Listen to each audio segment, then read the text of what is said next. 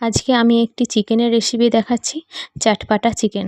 একদম অন্য রকমভাবে তৈরি, কিন্তু খেতে কিন্তু খুব ভালো লাগে।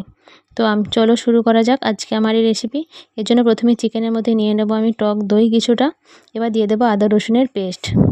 এবার দিয়ে দেবো হলুদ গুঁড়ো, ধনে গুঁড়ো, জিরে গুঁড়ো, আর দিয়ে দেবো এর মধ্যে একটু কাশ্মীরি লঙ্কার গুঁড়ো, লাল লঙ্কার গুঁড়ো, দিয়ে দেবো নুন আর একটু লেবুর রস দিয়ে ভালো করে মাখিয়ে নিতে হবে হাতের সাহায্যে।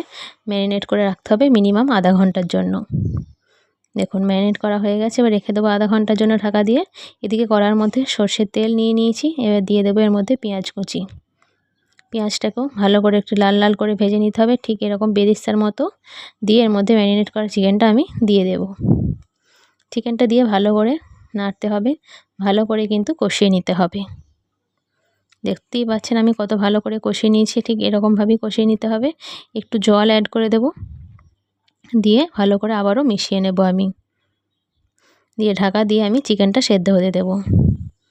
দেখুন ঢাকা খুলে দিচ্ছি, ঢাকা খুলে নিয়ে এর মধ্যে দিয়ে দেবো কিছুটা কারি পাতা, আর কিছুটা কাসুরি মেথি, আর একটু চাট মশলা, একটু বিট নুন।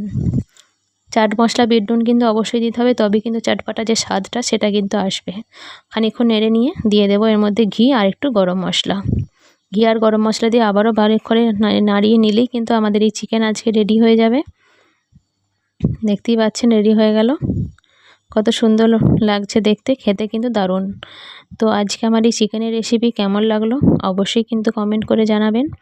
ভালো লাগলে অবশ্যই লাইক করে, সাবস্ক্রাইব করে, ফলো করে পাশে থাকবেন।